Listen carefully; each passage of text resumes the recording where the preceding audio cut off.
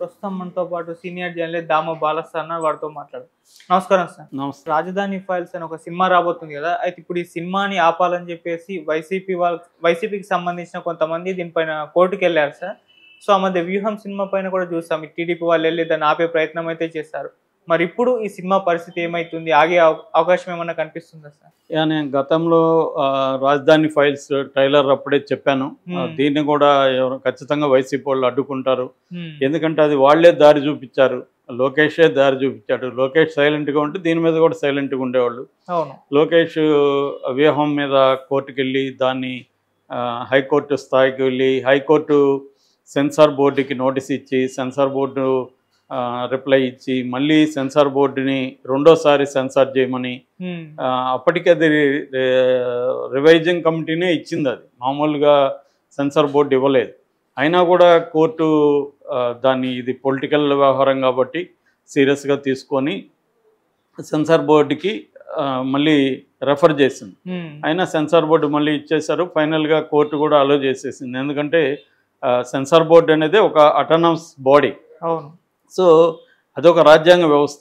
అటువంటి రాజ్యాంగ వ్యవస్థ ఒక సర్టిఫై చేసిన తర్వాత కోర్టులు ఇన్వాల్వ్ కావడం మొదలు పెడితే ఇంకా అవి అవసరం లేదు.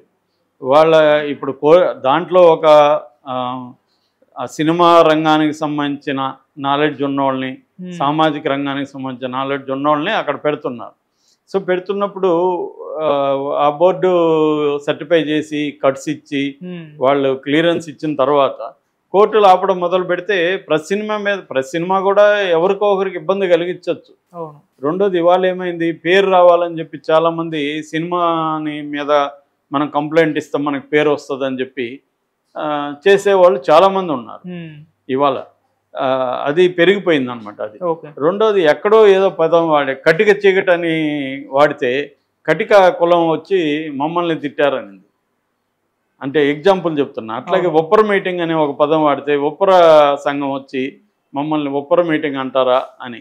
ఇలాగా ఏ పదం వాడాలి, ఏది ఏం చేయాలన్న ఒక టెన్షను ఫిల్మ్ మేకర్స్లో పెరిగిపోయింది. అదే ఒక సాహిత్యంలోనో లేకపోతే ఒక డిబేట్లోనో మాట్లాడే వాళ్ళ మీద పెద్దగా ఉండట్లేదు. సినిమాలు వచ్చేసరికి అందరికీ అది ఎందుకంటే సినిమా అనేది వ్యాపారం కాబట్టి పెద్ద ఎత్తున దెబ్బతింటారు కాబట్టి కాళ్ళ బేరానికి వస్తారు వీళ్ళు.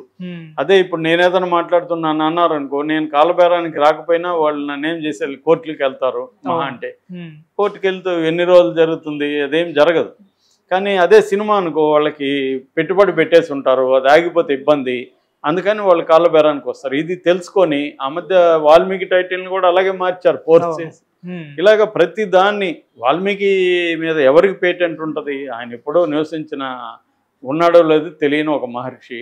సో అతని పేరు ఒక కులానికి ఎట్లా సొంతం అవుతుంది. ఇలాగా రకరకాల వాళ్ళు బయలుదేరి ఏదో ఒక గొడవ క్రియేట్ చేయడం అనేది పెరిగిపోయింది. దాంతో వ్యూహాన్ని అడ్డుకోకుండా ఉంటే నిజానికి దానికి అంత పబ్లిసిటీ కూడా వచ్చిండేది కాదు. అది ఎప్పుడో November 10th రిలీజ్ అయిపోయి అందరూ కూడా మర్చిపోయేవారు. ఇప్పుడు లోకేష్ అలాగే వెళ్ళడం వల్ల ఏమైంది, అది ఇప్పటివరకు జనంలో లాగుతూ ఉంది. దాని ట్రైలర్లు అవి రిలీజ్ చేస్తున్నాడు, దాని మీద రామ్ గోపాల్ వర్మ ట్వీట్ చేస్తున్నాడు.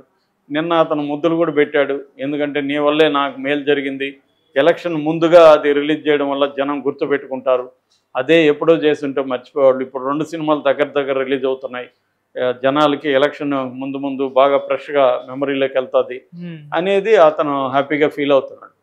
ఇది ఒక రకంగా ఒక ప్రత్యర్థి ప్రచారాస్త్రాల్ని కోపంగా చూడడము, లేకపోతే దాన్ని ఏదో ఒక రకంగా అడ్డుకోవడం అనేది కాకుండా నువ్వు కూడా ప్రచార అస్త్రాలు మొదలు పెట్టచ్చు.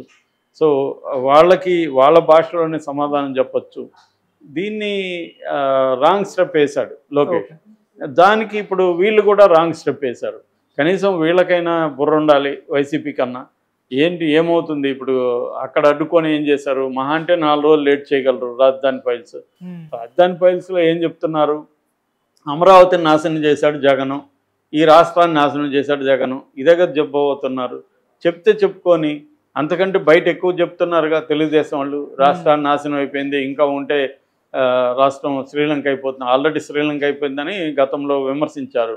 ఇప్పుడు అది వదిలేశారనుకో, ఎందుకంటే ఇప్పుడు కూడా వీళ్ళు కూడా మేము ఆయన ఇచ్చిన పథకాలన్నీ కొనసాగిస్తామని చెప్తున్నారుగా వీళ్ళు. అవును. కాబట్టి ఒక సినిమా వల్ల ఏమైపోతుంది, సినిమా వల్ల మొత్తం ప్రజలు మారి జగన్ ఇంత దుర్మార్గుడా అని సినిమా చెప్తే కానీ తెలియని అమాయకులు ఎవరు ఉంటారా?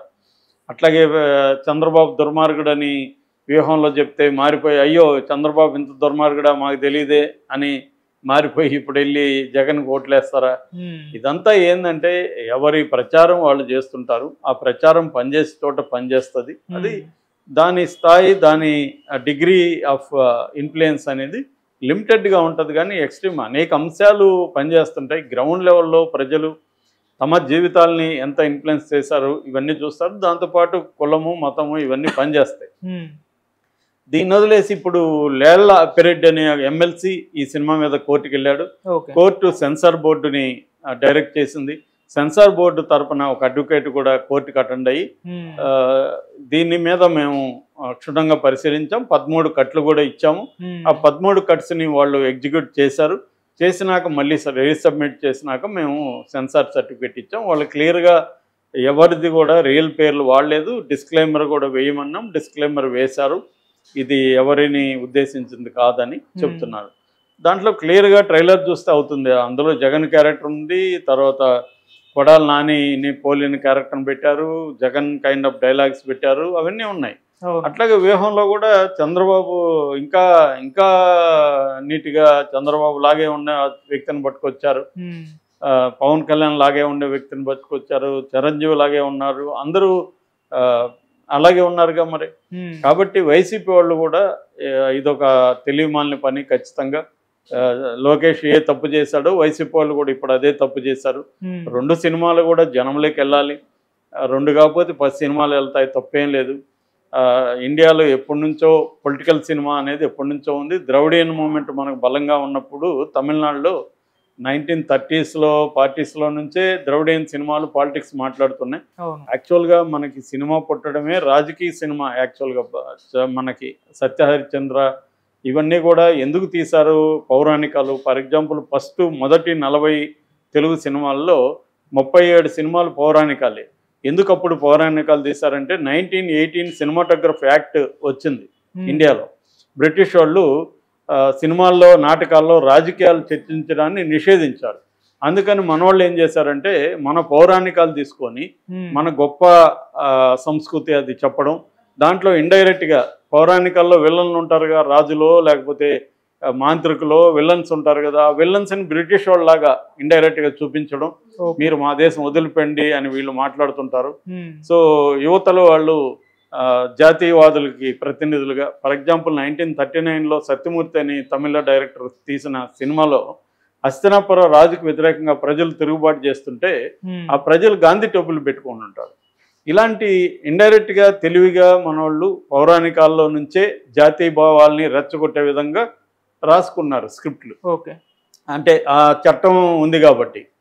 అందుకనే రైతు బిడ్డలు 1939లో వచ్చిన రైతు బిడ్డ లాంటి సినిమాలను కూడా బ్యాన్ చేశారు అప్పట్లో. సో అందువల్ల ఇది కొత్తగా బ్యాన్ అనేది ఏం లేదు, కొత్తగా వచ్చింది ఏం లేదు. రాజకీయ సినిమా అనేది ఖచ్చితంగా ఏదో ఒక పొలిటికల్ పార్టీకి అనుబంధంగా ఉంటుంది.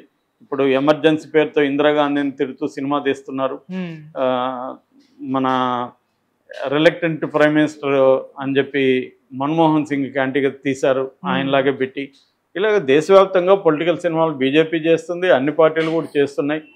సో లోకేష్ ఆ పని చేసి ఉండాల్సింది కాదు. అట్లాగే వైసీపీ వాళ్ళు కూడా ఈ సినిమాను ఆపకూడదు, రాజధాని ఫైల్స్ జనంలోకి రావచ్చు, తప్పులేదు, విమర్శించాలి. అట్లాగే ఇక్కడ కూడా రజాకార్ ఫైల్స్ అని వస్తుంది, దాన్ని కూడా రాకూడదని ఎవరు నిషేధించకూడదు, జనంలోకి రావాలి.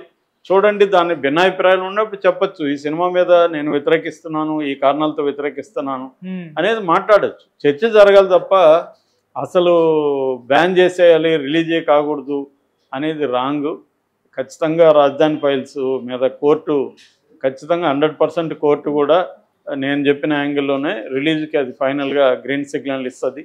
కాకపోతే కొద్దిగా లేట్ అవ్వచ్చు, అంతకంటే ఏం లేదు. Okay sir, thank you so much.